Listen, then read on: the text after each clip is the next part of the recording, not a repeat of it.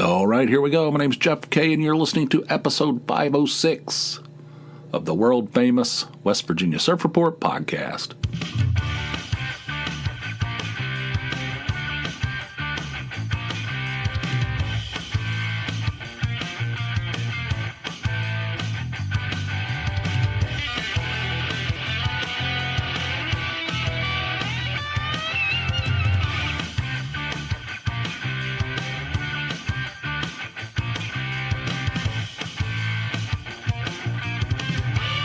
The older boy and I went to Philadelphia to see Brut, a band that most people's never heard of. Most people have never heard of. They were originally from England. I think they're based in Germany now. But they're British in my mind, and I've been a fan of theirs since the early 2000s. Their first album was called Bang Bang Rock and Roll. That thing's great. That thing's fantastic. You should listen to it if you're so inclined. Everything's on the streaming services, but the international database of every song ever recorded, you can listen to it there. And anyway, I was a big fan and still am. And I saw earlier this year, or maybe it was last year. It was probably last year that they were going to come to the United States and do a short little tour. I was like, holy mackerel. I never thought I'd get to see this band. I purchased tickets the first day, as soon as I found out about it. And we went. It was good. It started out, the older boy, I can't remember if I talked about this, but I said, what time do you want to go? He goes, I don't know, 4:30. The doors open at 7. The show starts at 8, right? And there's an opening act. And I want to go down there and get dinner, and he wants to leave at 4:30. It takes, I said, no, it's way too late. He goes, what do you want to do? I said, 3. 3's a good number. He goes, I don't want to be standing around. He starts giving me a bunch of attitude. And I'm like, all right, tell you what, I'll go down there by myself. You can just stay home. You'll give me attitude. You know what I'm saying? But anyway, I guess he felt bad about it. He talked to Tony about it, and he goes, I think I made Dad mad. And she goes, don't you want to have dinner? And he goes, I don't want to. Anyway, he came and talked to me. He goes, we can go whenever you want to go. I said, good, we're leaving at 3. And it was perfect, right? We went down there. We got stuck in traffic as usual. You can't just assume. Why in the world would you assume that you're going to go to Philadelphia and not get stuck in some kind of traffic jam? That would be a foolhardy endeavor. So anyway, we got stuck on that stupid 76 at Schuylkill Parkway, this notorious stretch of road. And we get over there into that area where we just put it in GPS, the menu, and we found the menu. It wasn't too bad. I mean, you just get off the interstate and it's right there. It's not too far. And it's like sometimes you get off in Philadelphia and you go deep in these neighborhoods, and everything's the roads. There's cars, the roads are narrow. There's cars parked on both sides. You're threading the needle to get through there. Some of them are cobblestone. They're all one way. There's people everywhere. There's it's a disaster. This one was pretty easy. So we went straight to the venue. No parking. It looked like street parking. I was like, I'm not, this is. So I just made the first right and follow our parking signs, and I followed the parking signs, and I ended up at this parking lot that looked very familiar to me. I'm like, wait a second. This is the parking lot that we park in when we go to those secret wussy shows. It was the same parking lot. I had no idea it was in the same neighborhood. So, I mean, that's perfect. You go in there. It used to be $15. Now it's $20. But that's cheap for a place like Philadelphia.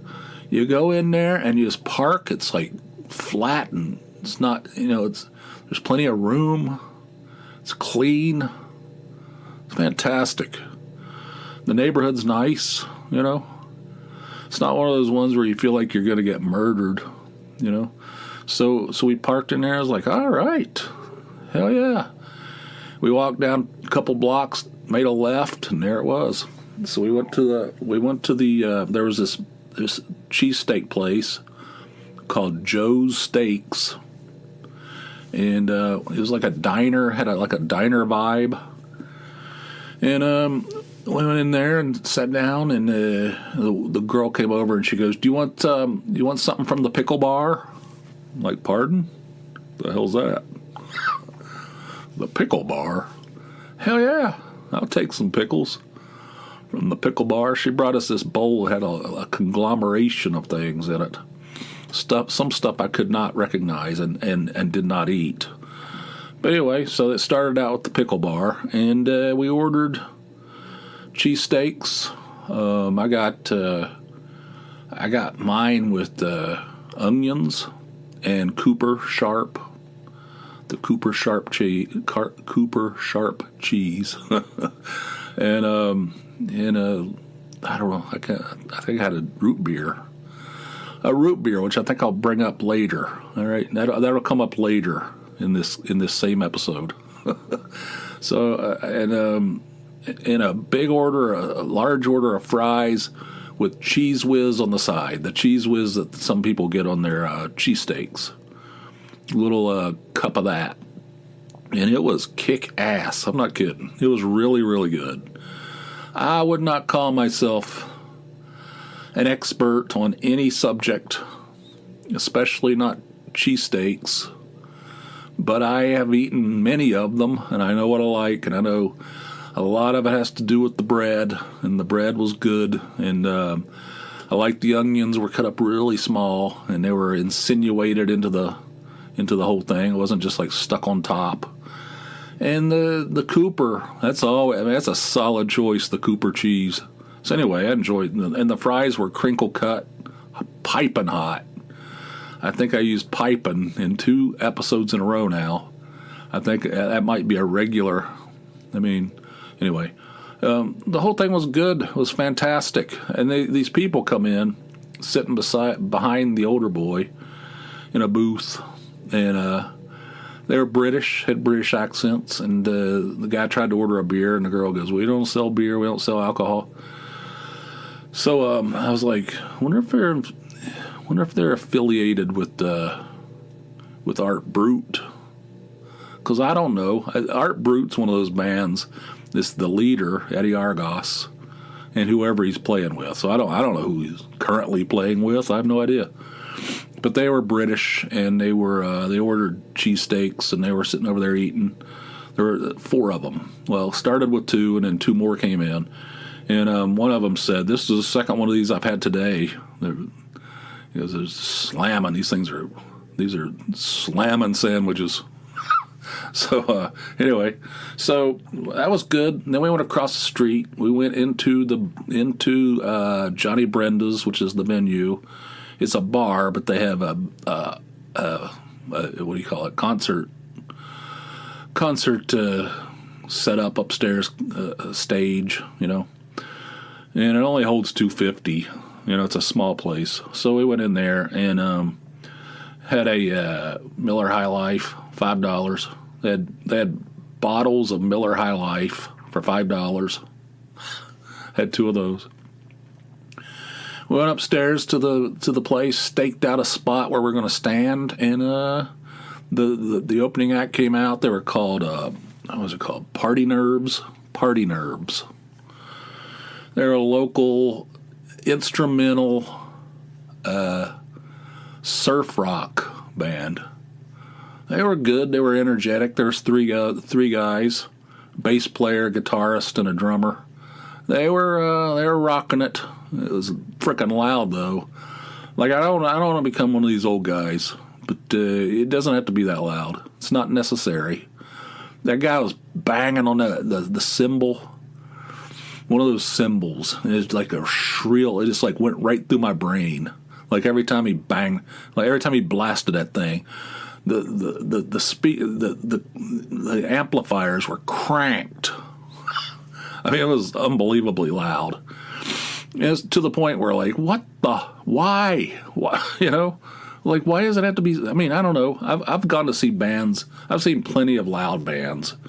I've seen Dinosaur Jr. a couple times. You ever seen them? They'll part your hair with the volume, you know. And but I usually like, why? Why does it have to be so loud? It can be loud. I mean, I know it can be loud. I'm not saying don't be loud. If you go to a rock show, it's going to be loud. But at some point, it becomes ridiculous where you can't even discern one song from another. It's just a roar in your ears. Anyway, they were loud. They were good. They were energetic and fun and stuff. And then Art Brut came out, and they were fun too. They were rocking it. And those guys, the band, that's what that was who was sitting behind us.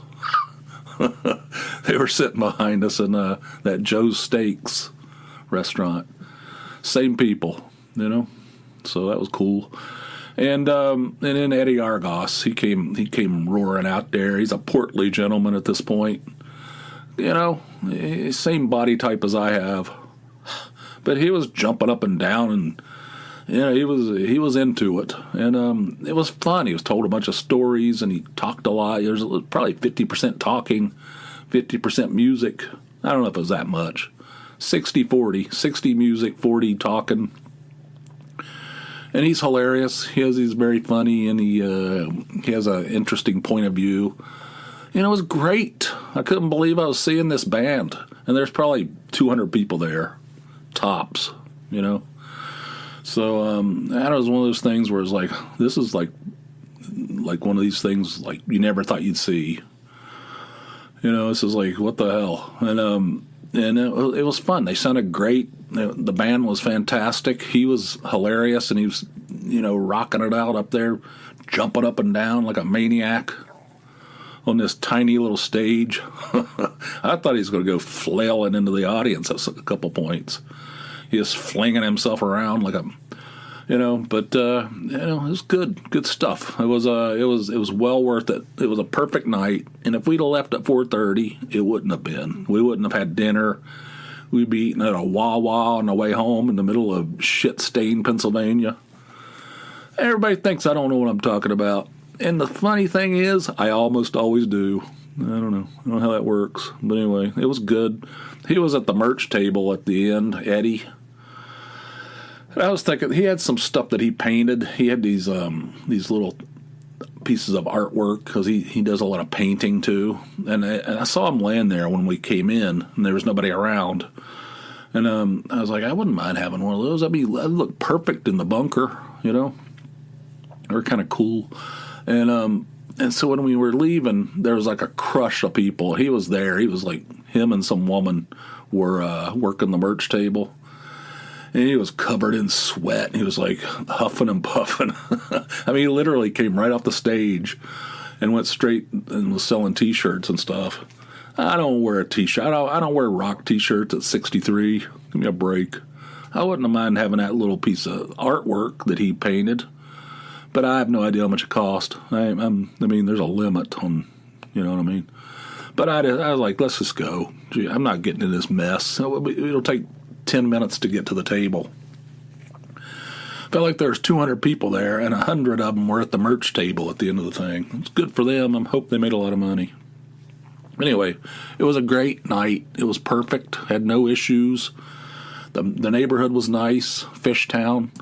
Good stuff. So, yeah. All the stuff I was worried about, none of it came true. I'm a worrier. Well, I don't know. Whatever. Let's see. What else I got listed here? Let's see. Hang on a second. Can edit this up a little bit. I was thinking about, do you know that Beatles song, Getting Better? Do you know that song, Getting Better? It's on Sgt. Pepper, where it's like, it's getting better all the time, you know. It's like an upbeat, positive, it's getting better all the time. And in that song, I had it in my head. I had it in my head that Paul wrote it, right? Paul McCartney wrote it because it's this little ditty. He's big on ditties. I mean, he could write all kinds of stuff, but he wrote a lot of ditties. You know what I mean? It's and it has a very positive message, which is Paul McCartney. You know, it's getting better all the time. I think one of their it goes by. There's a whole backstory on that. Back when Beatlemania was kicking in, when they were like, you know, being chased down the street by girls and all that stuff, and they were playing in stadiums and people were shrieking and all that stuff. They had this tour of Australia, and Ringo, they had it all booked and set up. And Ringo had tonsillitis, had to have his tonsils out. So instead of canceling the entire tour, they brought in this other guy named Jimmy Nicol to play drums, and he wore the suit. You know, it was back when they were wearing those Beatles suits, and he played drums, and they did the whole tour with him. And I guess he used to say that all the time. How you doing, Jimmy? It's getting better. It's always getting better. It's getting better all the time. I guess that was like his little catchphrase. Getting better all the time. And you know, so Paul, I didn't know this, but I assumed Paul wrote it. I found out later it was based on that Jimmy Nicol thing. So, but there's this line in there. There's a couple of lines in there. It's like, what the? It's like, it's getting better all the time, you know. And then you hear somebody singing, can't get much worse, or can't get no worse, something along those lines. And so I thought, okay, Paul probably wrote the song, and John injects this dark, some negative, cynical thing, you know. It's just, it seems like a classic type thing because, you know, Paul was always Mr. Positive and Mr. Sunshine, and then and John was the negative, blowing diarrhea all over everything. Not technical. I mean, not you know, not what's the word I'm looking for? But anyway, you know what I mean. And so I looked it up today. I always thought that. I always thought that in my head, but I didn't know for sure. And that's exactly what it was. Paul wrote the song. It was a very positive song, and then John puts in the "can't get much worse" line. And I read some article that said that Paul said that he goes, "That's the kind of thing I would have never thought of. It made the song better, added a different layer to it, a different tone."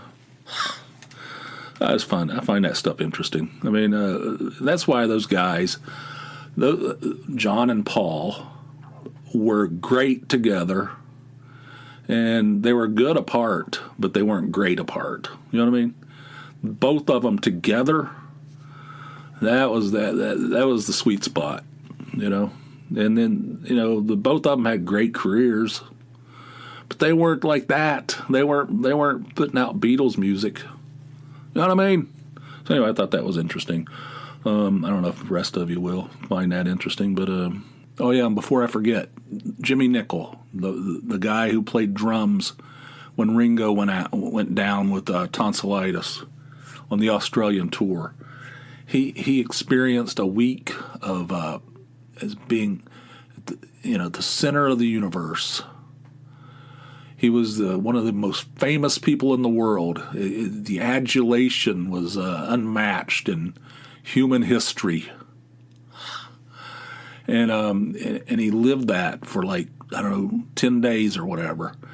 And he ran down the street. The girls are chasing him, just like in A Hard Day's Night. And then Ringo came back. They put poor Jimmy on an airplane back to England, gave him a gold watch, and he never recovered. That's the legend, anyway. It destroyed him. Nothing was ever, took all the flavor out of life. He was never able to reach that high again. So the rest of his life, he struggled for the rest of his, supposedly. I mean, I don't know. In fact, nobody even really knows what happened to him after a while. Nobody knows if he's still alive. But he went through years of struggle. and it was blamed on that 10 days or whatever it was of being a Beatle for 10 days, and then suddenly you're going back into working in a factory. You know what I mean? It destroyed the man. It crushed him. He was never able to function in society again, supposedly. So thought I'd bring that up as well. I looked that up today. Also, another little bit of I did a little bit of research. I went on AI. I can't remember which one it was. I use a bunch of them. I think it might have been that Copilot. And it said, I said, was Adolf Hitler really a Uniball? You know, because I always hear these rumors about Hitler only having one testicle. So I said, was Adolf Hitler really a Uniball? That's what I put in there. And the thing comes back and starts scolding me about using crude language. Like, who the hell you think? What do you think? You're my boss? You know? I said, just answer the question. You know, I don't want to. I said, do you think that's crude? I said, is the word Uniball crude? And the thing said, well, maybe it's not crude, but it's certainly not professional. I said, who said I was professional? I never said I was professional. I said, let's get to the testicle information. I don't give a shit. I don't need to be, what the hell? You know what I mean? I just want to know, is he or was he, I assume, was he a Uniball? Just, you know, I don't need to be scolded. So anyway, he said, so old Copilot said, no, there's no evidence that he was actually, he actually had one testicle. Said that that was something that came out of the British Army during World War II, that they used to make jokes that Hitler only had one ball. And that came out of the British Army. Specifically them. And it took hold, and a lot of people believe that was the case, that it was actually true. One time, Phil Hendry, who's one of my favorite radio hosts, perhaps the funniest person that's ever lived on Earth, he posted something about, I think it was on Facebook or something, one of the social medias, and I made some comment about Adolf Hitler being a Uniball. And he wrote back, he goes, contrary to popular belief, K, called me K. Contrary to popular belief, K, Adolf Hitler was not a, as you call him, Uniball. He was scolding me too. Phil Hendry, of all people. Anyway, I thought he was. That's what I always heard. I always heard he was a Uniball. All right. Let's see what else we got here. You know what else? Oh, I'll talk about that later. I was going to talk about that today, but we're already 21 minutes into this thing. You know what I had just a few minutes ago? Speaking of Philadelphia, Tony said, I said, what do you want to do for lunch? She goes, there's all kinds of stuff here. I said, I don't want to cook anything. I want to order something from a restaurant. Or I want to go to a restaurant. Or I said, I don't really like eating a sack lunch. She goes, I don't know what your problem is with that. I said, I don't like eating out of a bag. I like going to a restaurant. She goes, well, if you order something from Jersey Mike's, I'll go get it. I said, we're still eating out of a sack. That doesn't matter. Whoever picks it up, that doesn't change the fact that it's a sack lunch. She goes, whatever. So I ordered it. I mean, I'm not. I try to get along with people. All right. So I ordered. I haven't been to Jersey Mike's in a long, long time. I like it, but the location is not good. You know, it's hard to get in and out of, and I don't know. I have it in my head that it's expensive, which it is, but everything else is too. I mean, you know, like it's not any different than anywhere else. Like if I go to Arby's, it costs me like $14 Yeah, they have the meats. I mean, I'm not going to argue with that. They certainly have the meats. But for $14? Good Lord. All right, so anyway, she goes, you want to go there? She goes, I want one of their, she likes this turkey sub over there. I said, okay, that's good. I'll get a cheesesteak. Because I read just recently the best cheesesteaks from a chain restaurant, and I think number one was Jersey Mike's. I think it was number one on the list. And I ordered it, and it had peppers, which I know is not authentic. But I wanted to just get it the way they serve it, because that's the way I do things now. I just want to, whatever comes on it, I order it, even if it's something I don't like. I mean, I don't have a problem with peppers, but when I eat a cheesesteak, I usually just get steak, cheese, and onions, you know. But I went with the way it was served. All right, so ordered it on the app, paid for it. The app, by the way, gold standard. That is even as good as the Jimmy John's app, which I think is possibly the easiest app, food app out there. It's easy to navigate. And this one was equally as good. I ordered it, paid for it, and she picked it up. And it was good. I'm telling you. That shit was solid. I wish I hadn't got the peppers. It had some of the, I don't mind the green peppers, but it had something else on there. Some of those banana peppers or whatever. I don't like that. That ruins it. I would have just got it with, next time I'll just get it with onions, whatever. But it was good, man. That's good stuff. Just don't call it a Philly cheesesteak, because if you call it a Philly cheesesteak, you sound like a poser. It's just a cheesesteak. You can't say Philly. You start adding Philly to it, you stick out like a sore thumb. I'm no expert on the Philly cheesesteaks. But I know you're not supposed to say that. I know you're not supposed to say Philly cheesesteak. It's a cheesesteak. All right. Anyway, that was good. Do you eat at Jersey Mike's? What's your opinion on that? I don't have a lot of experience with it. It's always been good every time I've gone there. And today, it makes me want to go back soon. So anyway, so now we can go. I have two more. I have two calls that came in. I'm starting to get discombobulated. Let me put this on hold for a second. All right, that's better. Took a couple hits off this bottled water here. Calmed down. I feel like I was getting cranked up, going too fast. I don't know what was going on with me. But anyway, I'm calmed down now. I recalibrated. So I got two calls came in on the hotline, and this first one is from our pal Steve in Texas. Here it is. Hey, Jeff. Steve in Texas. How you doing? Hey, everyone. Hey, about that AI kind of turning on us. About a year ago, I had some very simple firearms-related questions, nothing controversial, nothing illegal. I do live in Texas, and I asked ChatGPT, and it was very helpful. It gave me all the answers I needed.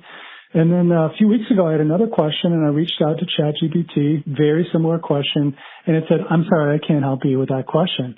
I can't support you in what you're doing. I wrote back and said, what's going on? And it said, well, I'm sorry, this is going to, and it did that typical BS apologies thing about, oh, I understand I'm letting you down, but there's been changes. So I just jumped over to Grok, asked Grok the same question, boom, answer, gave me vendors with the part I needed. Bob's your uncle. So far, Grok is winning my, political correctness test, and ChatGPT is really starting to make me look elsewhere.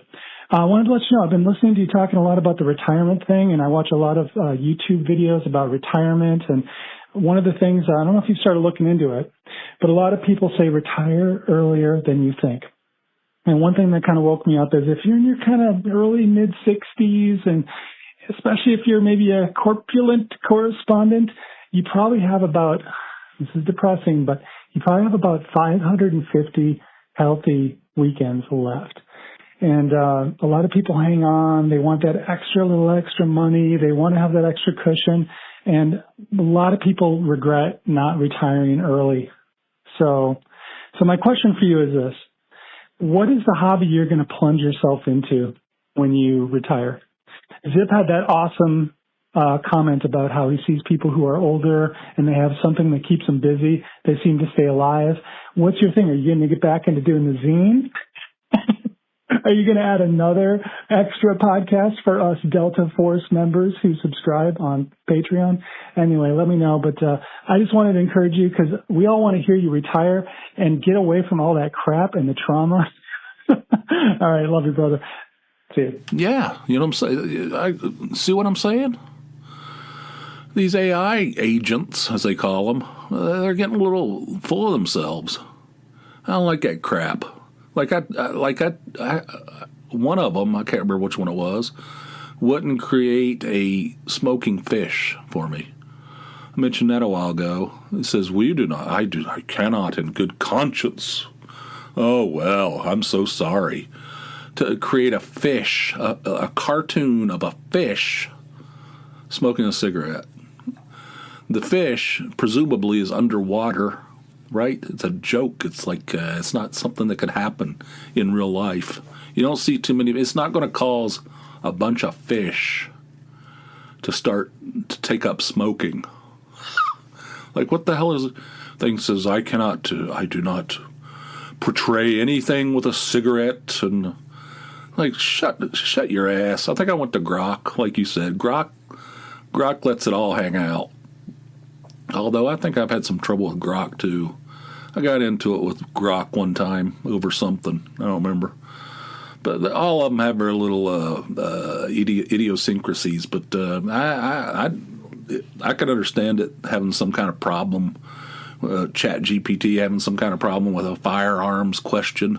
I cannot answer that question.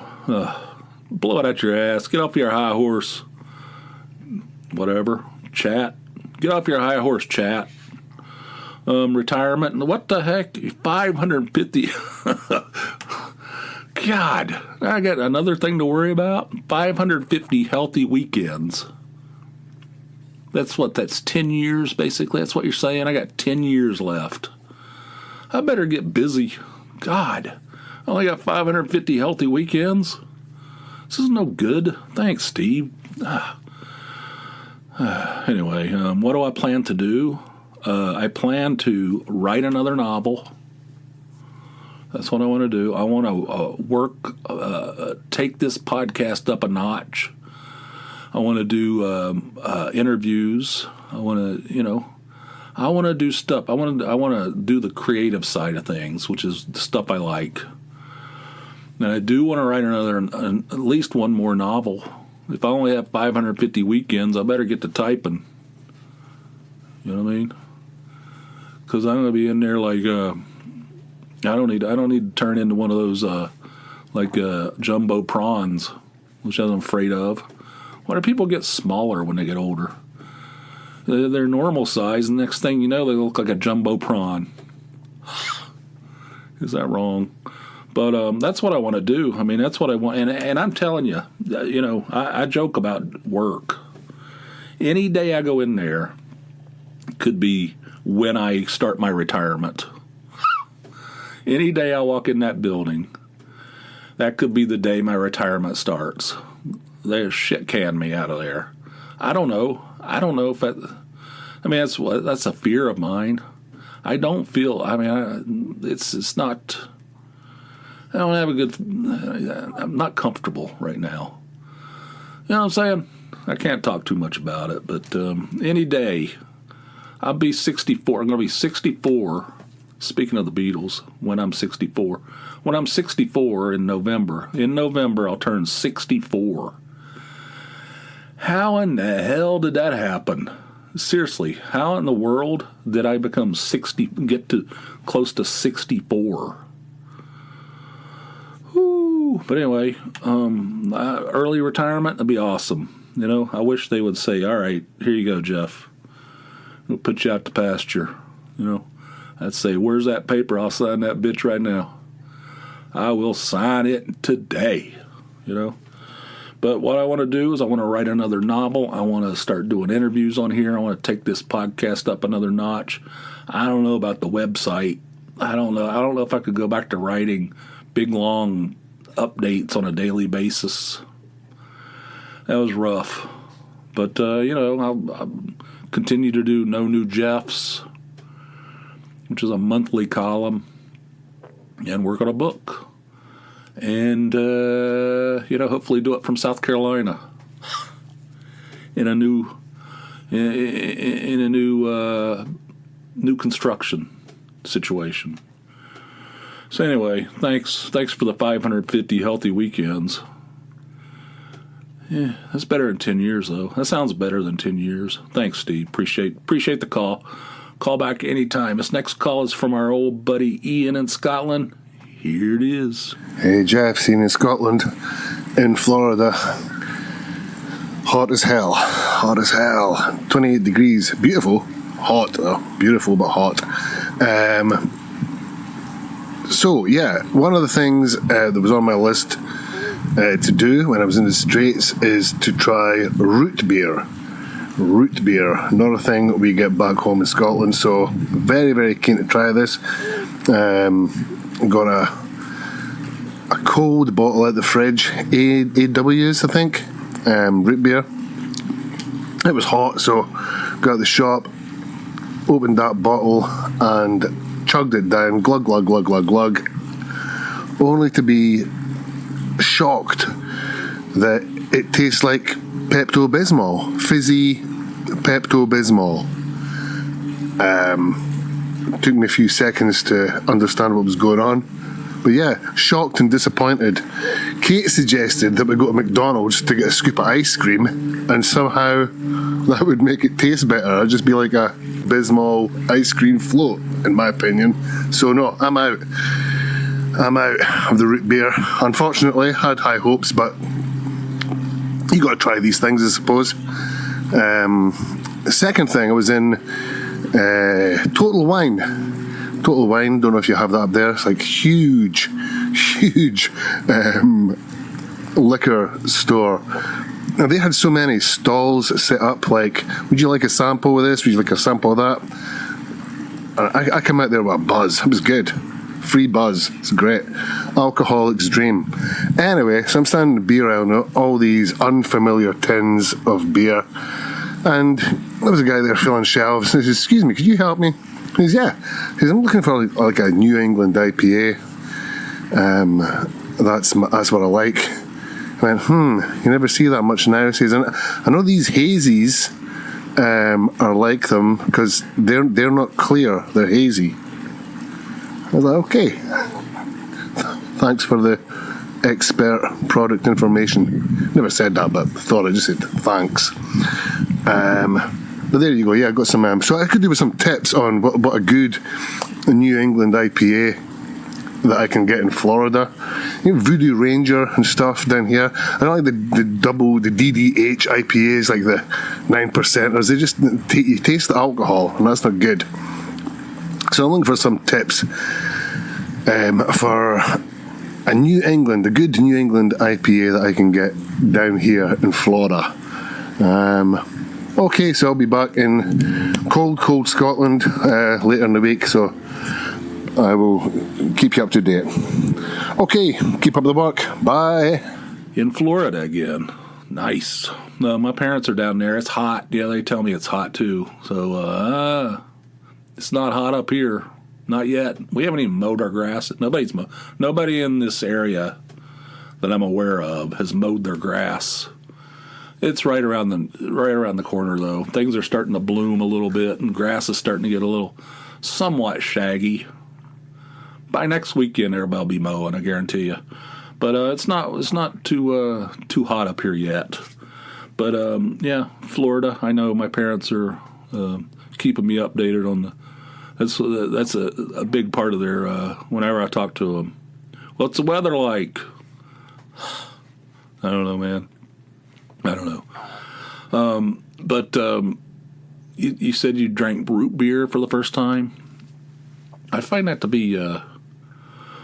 You guys don't have root beer? Where are you from? Okay. Well, I understand what you're saying. I do. It is an acquired taste, I guess. I remember the first time I had a Dr. Pepper. Have you had a Dr. Pepper? but it doesn't taste like root beer, but it's something along the same lines, you know. And I remember I was at my mother's work. Some reason I was at my mother's work at the Bank of Dunbar, and I was in the basement. And my mom said, "I still have to work." I don't know what the story was. I was a kid, and she goes, "Just sit in this break room." I was in a break room. She goes, you can grab a soda out of this. It's like this open top. You just like slide the thing open, and it's like a bunch of bottles, like big returnable bottles in there of different sodas. And I grabbed a Dr. Pepper. Never had one before. And I sat in this break room, and she worked. She went upstairs and continued working. And I drank that Dr. Pepper, and the first taste, I was like, "Oh, what in the world? This tastes like medication." Why would people drink? Why would somebody drink this on purpose? This is horrible. This tastes like cough syrup or something. I mean, it was horrendous. My face was contorting.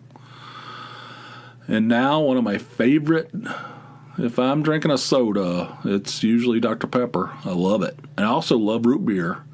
Like I said, I had a root beer when I had my cheesesteak the other day in Philadelphia at Joe's Steaks. I know, I can understand what you're saying, but I think if you were around it more and gave it more of a chance, I think you might come around on it. It's really good. I like a good root beer. And a root beer float, that's good too. But I like just a regular root beer. That's good stuff. It goes well with pizza as well, for some reason.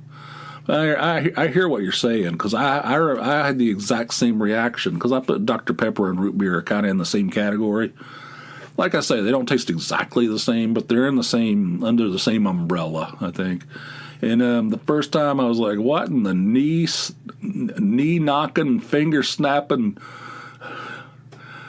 teeth-chattering shit's going on her? Shit tastes like medication. Something along those lines. So I understand what you're saying.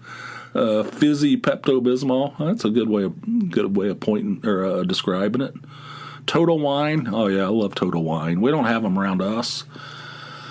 But they're in Myrtle Beach. And when we go to Myrtle Beach, we go there a couple times every time. They have like massive amounts of craft beers. Crazy. It's wild. It's like a grocery store sized boozatorium.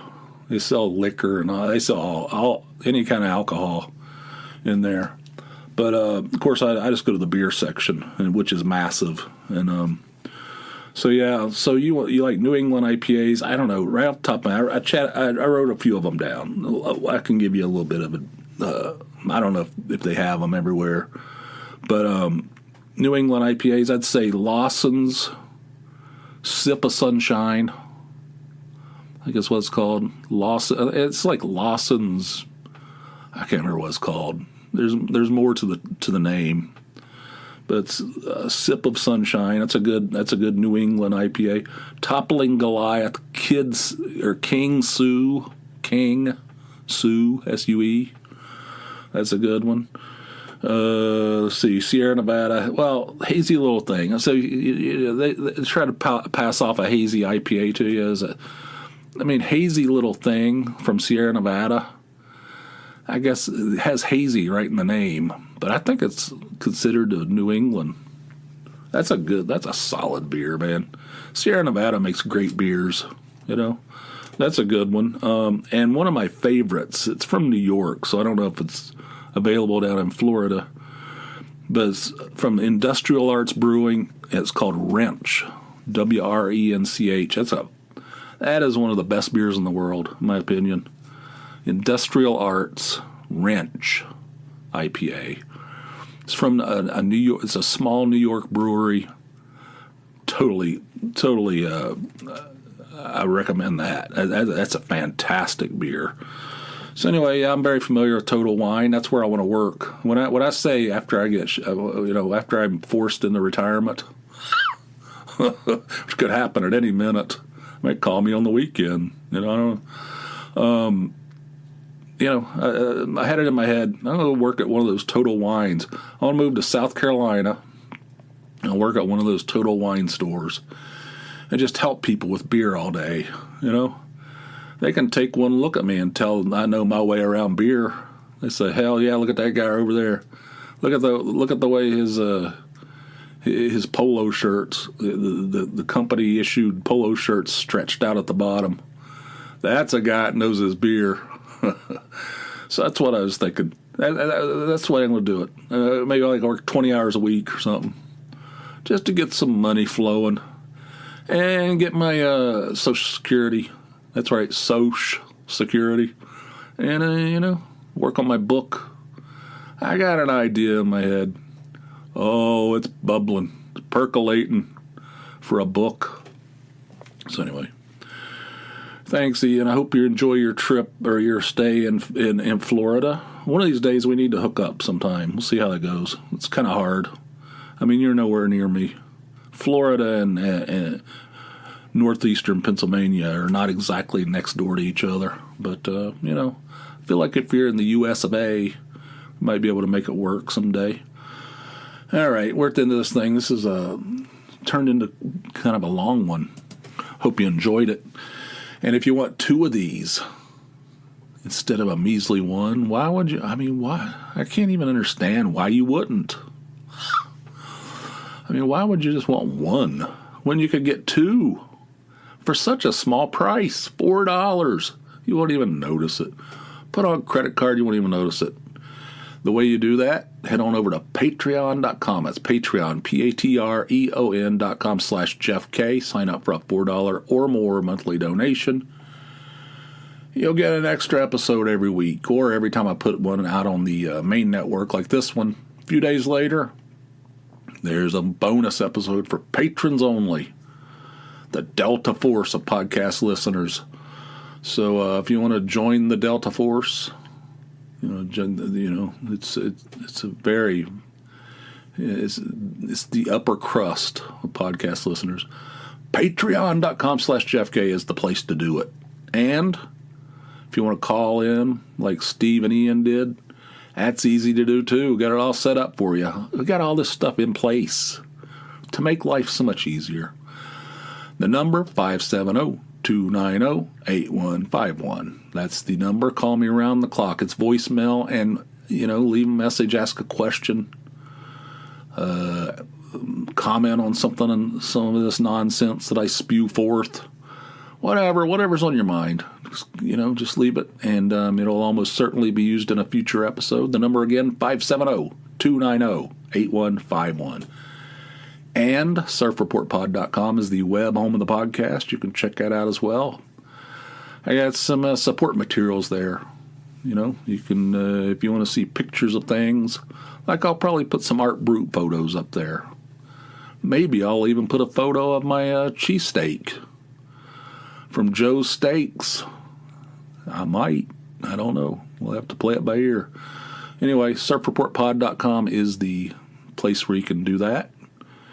And we're at the end of this thing. Thank you guys for listening. And until next time, which will be over on the Patreon side, hope you guys have yourselves a fine, fine day.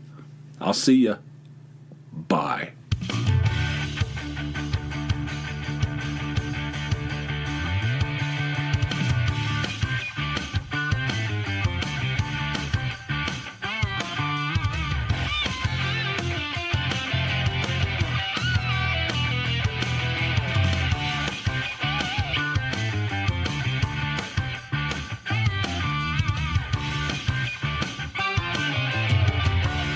Yeah, they have the meats. I mean, I'm not going to argue with that.